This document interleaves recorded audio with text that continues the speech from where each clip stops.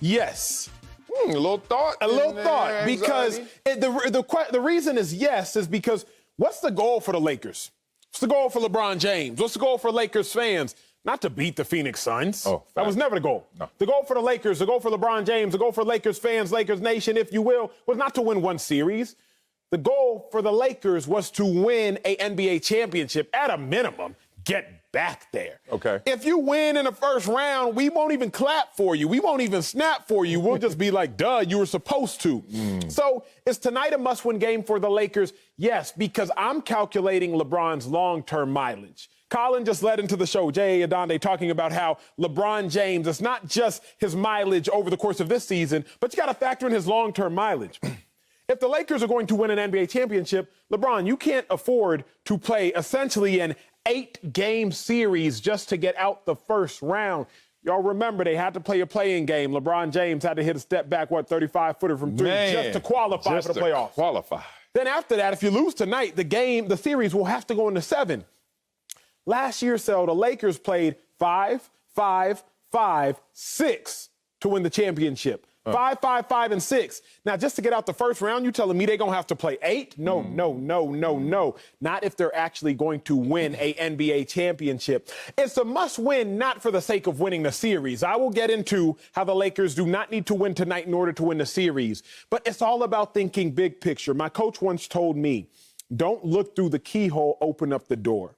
Don't look through the keyhole. Don't look through the keyhole. How short are y'all? How were you, 5? As far as a keyhole gives you limited vantage point. You ain't lying. Right, looking at this series alone is giving you limited vantage point. I'm going to open up the door and look at the entirety of the playoffs. And if I look at the entirety of the playoffs, you better win today so that you don't have to go to 7. Okay. So it's not imperative you go to 7 for the sake of long-term championship aspirations. Okay. So you said yes, must win. Yeah. And I say no. And you know, must win. See, you hate those. God, you hate them. What happened to you? Question, I know. What dictionary did they pass out in Texas? Because where I'm from, must win means if you don't, yes, you know they can lose this game and still win it all. Of course. Right? Because they're a dual scoreboard. Let's talk about the dual scoreboard once again. One is put up points. That's the one you literally see with your eyes. Most people get lost in just that one. But there's another one, a psychological scoreboard, where the Lakers, even in losing, still can have some points on the psychological scoreboard. Why? Because they're the defending champions. You can't win on points, like they say in boxing. You got to knock the champ out, correct? So we see Phoenix go up 3-2. Then you will see that team have an 87% chance of winning it all. But there's a 13% chance they could lose it. Yes, sir. So that ain't must win. And then if the Lakers, perhaps, win this game, then all of a sudden you can see that they have a 35% chance of winning it all. LeBron's goal is not to just make it back, as you said. That's the Clippers' goal, just to make it. I'm a Clippers fan. Get out the first round. You talking about nobody claps. We over here clapping. We make it out the first round. I don't know where you from. But the thing about this is the Lakers statistically have so much that they can still garner in terms of confidence, even in a loss tonight. Let's talk about this. Has LeBron James ever lost a first-round series? No, sir. So imagine you're down 3-2. And then the king walks in. And you know he's going to walk in last for dramatic effect. And he's going to walk in with his shoes on that you got on as well. So he's just going to have your mind already locked in. And he's going to look at you and say, hey, guys, I've never been here. Hey, guys, I'm not going to go there. We're not going there. We are not losing this series. Not to say that that is going to be enough of inspiration and confidence, and being frank, it's going to translate on the court. But it's not a must-win for the Lakers tonight because even if they lose, the king going to walk in there and say something. But, Sel, you've talked to me about this in regards to golf. And you said when you was golfing with your homeboys, or at least golfing growing up, there would be a mulligan. And the mulligan, that first swing, the ball may go any which way. Where and it's from? like... What, mulligan? Mulligan. You from London now? I never played golf. So with that being said, if the Lakers lose this one, that's it for the mulligans, big dog. Because think about it, as I look at it, if you lose this one, now you can't afford to have a bad shooting night in Game 6. You lose this one, now you know what, Caruso, you can't afford to go 0 for 4 from 3. Gasol, you can't afford to go 0 for 3 from 3. What? Matthews, you can't afford to go 1 for 4 from 3. Now, the next 2 games, y'all must be perfect. Say it. And I don't think the Lakers want to, nor do I as a Lakers fan, hold the Lakers to that expectation of perfection. That's why I'm like, yo, Go ahead and get a dub. Because this time you actually have to win. Because if you don't win now, we watching the rest of the games on pins and needles. Like, at least I am. I know. Because I'm like, yo, LeBron, bro, if you lose, now what? Now who I got to cheer for? Wow. Now I got to be just an analyst through and through. Now I can't even show no favoritism. But to your point statistically, teams go up 3-2. There's a 16% chance that the team that is down 3-2 will win the series. Yes. But when LeBron is down 3-2, he wins the series 45% of the time. So LeBron is still a statistical anomaly. Yep. Statistically, even if the Lakers lose this game, LeBron James still has roughly a coin flip chance of winning the series, which means there is still a solid shot that he will. But the case comes back down to, Sel, at what cost? Even if they win this series and they beat the Suns, you beat Chris Paul, who's never gone to a finals, you beat Devin Booker, who's never won a playoff series, you beat DeAndre Ayton, who's never won a playoff series, we're not going to clap for that. Not for LeBron. We're not going to clap for that. LeBron has bigger aspirations. He got bigger goals. So as far as they need to win, I think they need to win for the sake of keeping their actual goal within reach, which is winning a title. Yeah, but let's not use as analysis. LeBron has bigger aspirations. This may be it, though. You know what I mean? Like, look, I know you got a lot of aspirations, you and Oprah. I know how y'all be talking when I ain't around. You still right here, though. You better stay here, too. Oprah, ain't nothing bigger than this, Oprah. Unless you want to put us on with you. I don't know. Here's the thing. I know the Lakers in trouble now. Boy, sometimes you just got to listen to yourself. And it's hard, you know, when you're talking. And I know when I'm talking, sometimes I'm like, damn, I go back and watch the YouTube or something. I'm like, oh, I said all that. Okay. You know when you went from LeBron and you start talking about the Lakers and you said Caruso next? What? Phoenix like, come on. Then you went, when you put a bad card down, now put a good card down. No, you put Caruso down, you say, oh, watch this. Gasol. I was like, and then I was like, no way. He got to have at least a little joker in the hand. Matthews, come on, bro. They gonna lose, brother. Now, if they lose, can they still win is the conversation. You know, we love our track and field analogies. Someone told me a great idea. Tell me if you support this. They say on our show, we should have a little clock right there, and it should just be elapsing until we say our first track analogy. The track timer, because they know every show we gonna go track. Man, there's times when you see someone second place drafting the entire race, not winning. You don't have to win necessarily this game to win it all. But I think the Lakers are in some dire times. Without AD, and AD came and changed the fortunes of the Lakers. A non-playoff team with LeBron and an injured LeBron turned into a championship team that now, with AD out the lineup a lot of the regular season, became a play-in team that took a 35-footer to make it to this level. And now they find themselves on life support. AD, bro, we're not giving him enough of the flowers. AD has been the difference maker for the Lakers. Well, LeBron, you're always going to be good. To be great, AD needs to be in the building and healthy. That is true. That is true. That is true. But, well, me, it's this. We know that the Lakers, and you said this yesterday, I believe was slick.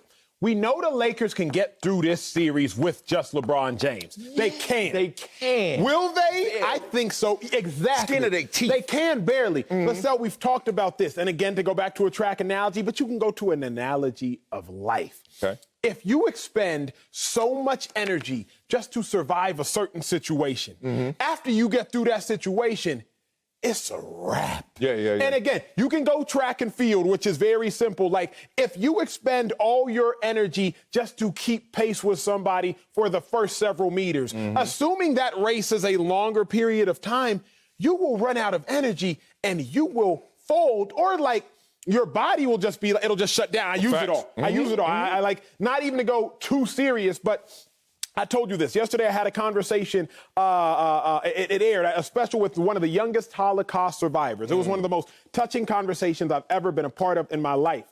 This Holocaust survivor told me how her mom fought and she fought and she fought just to help them survive, to get through the Holocaust, get through Auschwitz. By the time they arrived in America, after a three-week boat ride past the Statue of Liberty, they arrived in America, and she said her mom passed shortly thereafter. And I said, why? What happened? And she was like, she had expended all of her energy just for me to survive. Man. Now, that is an incredibly true, real-world, pressing, actual story that truly happened. Her name was Tova Friedman, her mom who passed away. She was like, by the time we got to America, she expended all of her energy. She was spent.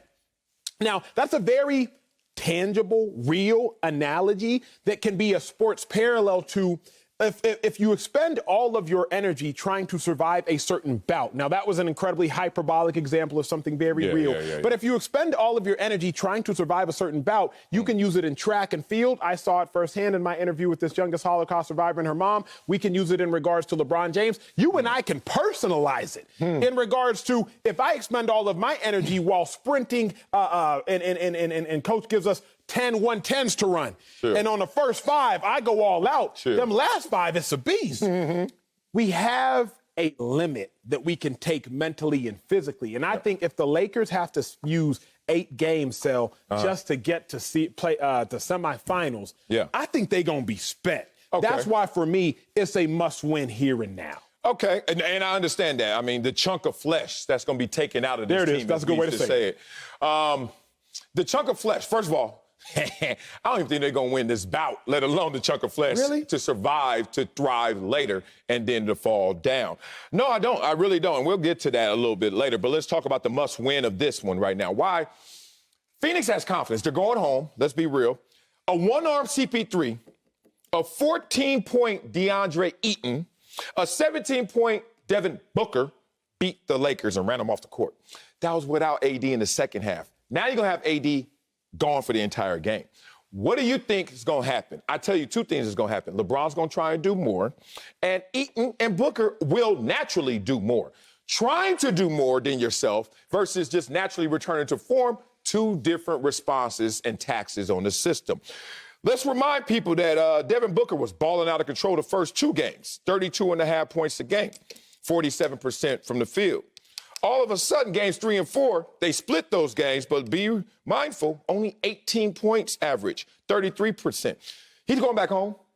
He's going to go back home and normalize. So you're going to get more of an uptick from Devin Booker, more of an uptick from DeAndre Ayton, who's not going to be guarded by Anthony Davis anymore. Good Lord, throw Gasol out there if you want. Throw Drummond out there you want. Beg for Trez Harrell to not be in his feelings and come out there and give you some energy.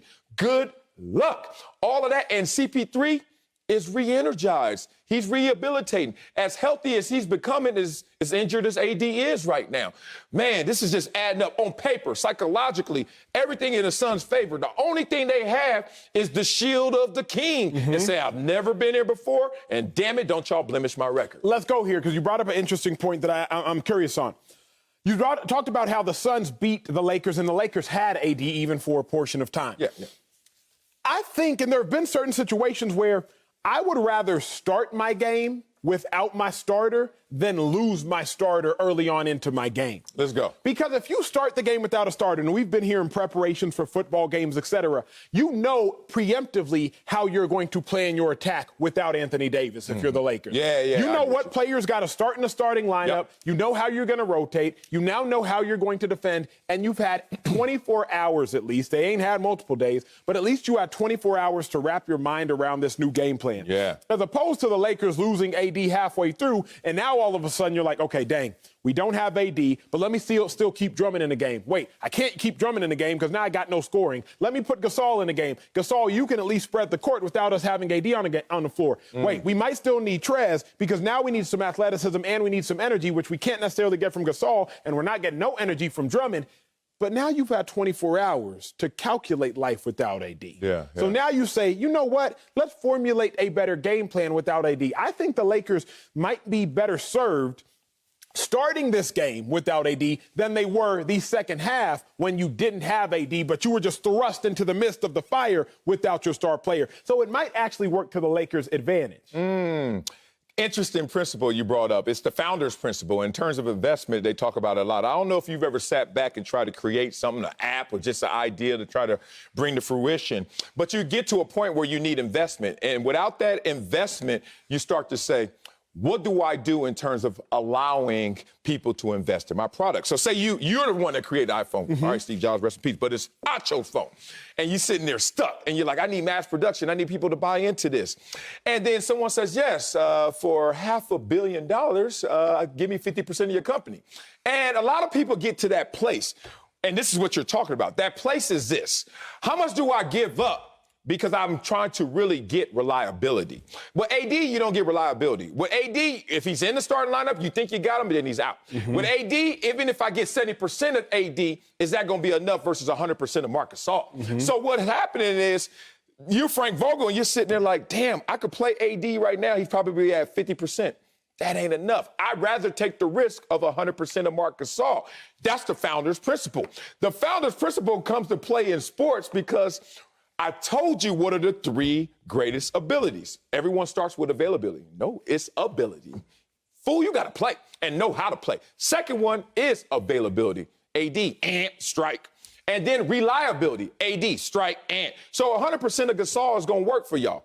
But it's not going to work because he's going against 100% of DeAndre Ayton, who has the greatest ability of all, ability.